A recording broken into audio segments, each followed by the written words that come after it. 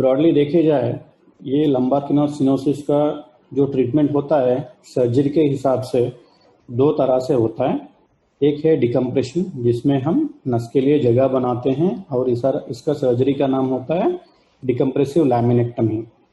और दूसरा ऑपरेशन होता है फ्यूजन सर्जरी, जिसमें हम स्क्रू डाल के ऑपरेशन करते हैं। तो ये जो सर्जरीज है मैं आपको थोड़े एग्जाम्पल देता हूँ, जैसे कि हमारे पास पेशेंट्स कैसे आते हैं, हम कैसे ट्रीट करते हैं, एग्जाम्पल्स के हिसाब से मैं आपको समझाना चाहता हूँ। तो ये पहला पेशेंट था जो हमारे पास आया था कमर दर्द और पाँव में दर्द के साथ। उनका एक्सरे आप देखेंगे तो बिल्कुल नॉर्मल है, और एमआरआई देखेंगे तो एमआरआई में डिस्क का प्रॉब्लम है। जो अल्फा S1 के बीच में डिस्क होता है वो बाहर आ गया है और नस के ऊपर दब रही है। इसके हिसाब से नस के लिए जो जगह है वो कमी हो गया है और पेशेंट को कमर दर्द के साथ पाँव में भी दर्द है। तो ऐसे पेशेंट्स को हम जो सर्जरी करते हैं उसको हम फ्यूजन सर्जरी बोलते हैं। आप यहाँ देख सकते हैं ये ऑपरेशन के दरमियान हमने लिया हुआ इमेज है, जिसमें हम स्क्रू डाले हुए हैं दोनों मनके में। L4 और L5 के बीच में जो हड्डी है उस पर हमने स्क्रू डाला हुआ है और नस के लिए जगह बनाया गया है। जो बीच में आपको व्हाइट कलर में दिख रहा है वो नस है, और नस के बाजू में जो जगह बनाया हुआ है उसमें से हमने जो गादी बाहर आ गई थी वो पूरा गादी को हमने निकाल के नया गादी, जिसको हम सामान्य भाषा में बोलते हैं कि पिंजरा डालते हैं या केज डालते हैं। तो ये ऑपरेशन में हम स्क्रू डाले हुए हैं, 4 स्क्रू, 2 रॉड और नस के लिए जगह बना के, और जो भी गादी के हिसाब से प्रॉब्लम हो रहा था वो गादी हमने निकाल के दूसरा गादी लगाया हुआ है। तो ये सर्जरीज को हम बोलते हैं ओपन टी-लिप। और दूसरा दर्द आप देख सकते हैं, बहुत कम उम्र के हैं, 28 ईयर्स के, बहुत सिग्निफिकेंट कमर दर्द के साथ आ रहे थे। वो 3 साल से कमर का दर्द है, जितने भी मेडिसिन लिए कम नहीं हो रहा था, और हार्डली 10 मिनट खड़े हो सकते हैं और बहुत कम कदम वो चल सकते हैं। और एक्सरे हम जब आगे और पीछे मूवमेंट करके फ्लेक्शन एक्सटेंशन एक्सरे जो बोलते हैं, वो एक्सरेस में हमको दिखाया गया है कि L4 और L5 के बीच में जो सामान्य मूवमेंट होता है उससे भी ज़्यादा मूवमेंट हो रहा था, जिसकी वजह से ये पेशेंट को नस बंद हो रहा था। तो आप यहाँ MRI में देख सकते हैं कि जो वाइट नस दिख रहा है वो नस एक जगह में बिल्कुल बंद हो गया है। तो ये नस की जगह हमको बनाना है ये ऑपरेशन में, तो इसके लिए हम लैमिनेक्टमी करना चाहिए। और उसके साथ जो L4 और L5 के बीच में जो मूवमेंट हो रहा है, नॉर्मल से अधिक मूवमेंट हो रहा है, वो मूवमेंट को हमको रोकना है। इसके लिए हम स्क्रू डालने की जरूरत पड़ती है। तो ये पेशेंट बहुत कम उम्र के हैं, इसलिए हम ओपन टी-लिप नहीं करना चाहते थे। तो हमने हमारे पास जो साधन है वो आम, ताकि इंट्रा ऑपरेटिव CT स्कैन और नेविगेशन, ये बहुत इम्पोर्टेंट इंस्ट्रूमेंट्स है ये सर्जरी में, जो हमको निर्देश देता है कि जो भी ऑपरेशन हम इतना ओपन करके स्क्रू डालते हैं वो हम छोटे दूरबीन से देख के बहुत छोटे इंसिशन से ये सर्जरी हो जाता है। और ये स्टेप्स है ऑपरेशन में जो हम करते हैं, बहुत छोटा सा ट्यूब डाल के अंदर जाके जो भी गादी है उसको निकाल के हम स्क्रू डाल के इसे सर्जरी करते हैं, जिसमें पेशेंट को बहुत छोटे इंसिशन, ताकि बहुत काटना ना पड़े, बहुत छोटे इंसिशन से यही सर्जरी हम कर सकते हैं।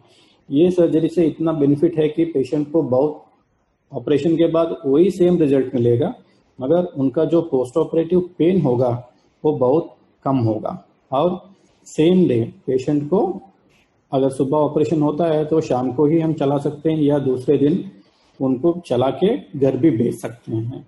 तो इसको बोलते हैं हम MISS टी-लिप, ताकि मिनिमली इन्वेजिव स्पाइन सर्जरी, जो हमारे यहाँ बहुत रेगुलरली हम करते हैं। ये वीडियो में आप देख सकते हैं हम जिस तरह से, एक इलस्ट्रेटिव वीडियो है जिसमें हम नस के लिए जगह बनाते हैं, ये यहाँ दिखाया गया है। वो जो हड्डी है उसको थोड़ा काटते हैं और नस के लिए जगह बनाते हैं और उसको बाजू हटा के जो भी गादी है उसको हम निकाल देते हैं ताकि नस के लिए जगह बने और पेशेंट का दर्द कम हो जाए।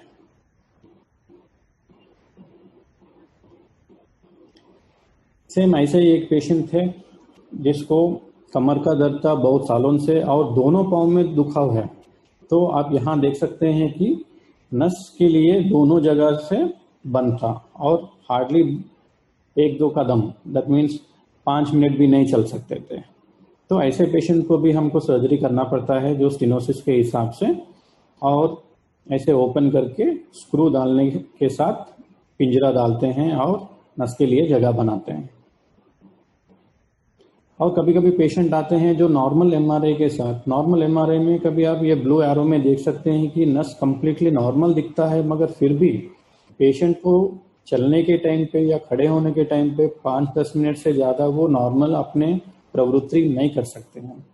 तो हम ऐसे केसेस में स्ट्रेस एमआरआई करते हैं। स्ट्रेस एमआरआई में हमको पता चल जाता है कि जब आप स्ट्रेस, दैट मीन्स आप बैठते हैं, खड़े होते हैं, चलते हैं, जब नस के लिए जगह जितना चाहिए काम करने की दरमियान वो नस के लिए जगह कम हो जाता है। तो ये स्ट्रेस एमआरआई में हमको पता चल जाता है कि नस के लिए जगह कम हो रही है जब पेशेंट चलने चाहता है या खड़े होना चाहता है। और ऐसे पेशेंट्स को हम लैमिनेक्टमी करते हैं ताकि ये पेशेंट्स को स्क्रू डालने की जरूरत नहीं होता है और नस के लिए जगह बनाना होता है। ये हम अलग अलग तरह के ऑपरेशंस हैं जिसमें हम बीच का कंप्लीट हड्डी जो है वो निकाल सकते हैं, उसको बोलते हैं वाइड लैमिनेक्टमी। और कभी बीच का जो हड्डी है वो स्टेबिलिटी के लिए हम ऐसे ही रख के मिड लाइन के दोनों तरफ से नस के लिए जगह बनाने के लिए जो भी हड्डी छोटा सा निकालते हैं उसको बोलते हैं बायलैटरल फेनिस्ट्रेशन। ये सर्जरी में पेशेंट को दर्द और कम रहता है। और कभी कभी हम माइक्रोस्कोप के यूज करके छोटा सा ट्यूब में, जो मैं दिखाने वाला हूँ, वो ट्यूब डाल के एक ही साइड से छोटा सा चीरा से अंदर जाके जो नस के लिए जगह बनाना है वो भी हम बना सकते हैं। इसको बोलते हैं यूनिलेटरल फेनिस्ट्रेशन। आप यहाँ देख सकते हैं हम माइक्रोस्कोप के कैसे इस्तेमाल करते हैं और बहुत छोटा सा इंसिशन आप देख सकते हैं, हार्डली 3 to 4 सेंटीमीटर के इंसिशन से ऐसे हम ट्यूब लगाते हैं और एग्जैक्टली वो एरिया पे जहाँ पे हमको नस की जगह बनाना है वो एरिया में जाके हम वो इतना ही छोटा इंसिशन से जो भी अंदर का नस की जगह बनाने की प्रक्रिया है वो हम माइक्रोस्कोप के दूरबीन के साथ करेंगे। और उम्र के साथ जो स्टेनोसिस होता है वो कभी कभी हमारे कमर को टेढ़ा करता है। जैसे आप यहाँ एक्सरे में देख सकते हैं कि कमर धीरे धीरे से टेढ़ा हो रहा है और वो बेंड आता है। जैसे कि घुटने में सर ने बताया है कि घुटने में जिस तरह से बेंड होता है वैसे ही कमर में भी बेंड हो सकता है उम्र के साथ। और वो बेंड होने की रिजल्ट क्या होता है कि एक तरफ नस के लिए जगह कम हो जाता है और दूसरे तरफ ज्यादा। तो जिस तरफ नस की दबाव हो रही है उस तरफ पेशेंट को पेन पाँव में आ सकता है।